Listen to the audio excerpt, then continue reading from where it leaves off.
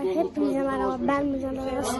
Bugün sizlerle birlikte caddeyi geziyoruz. Aslında yaylayı geziyoruz. Evet arkadaşlar.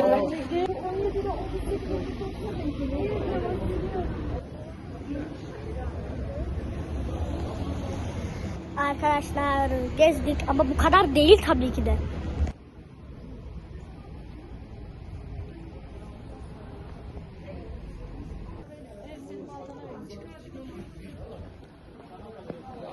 Bay bay yapın. Kamerayı arkaya basın.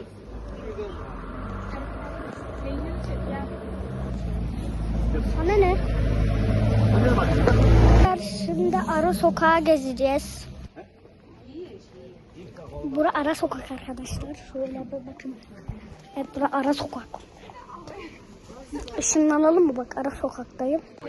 Bakın, ışınlandım arkadaşlar. Kaç yapıyor bu? Tereyağı var mı? Tereyağı var bak. Arkadaşlar gezdik, gerçekten de çok güzel oldu. Çok.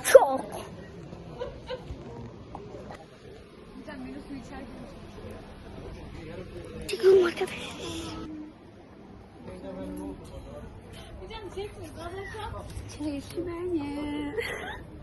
Arkadaşlar videomuz bu kadar da abone olup like atmayı sakın unutmuyorsunuz. Sakın.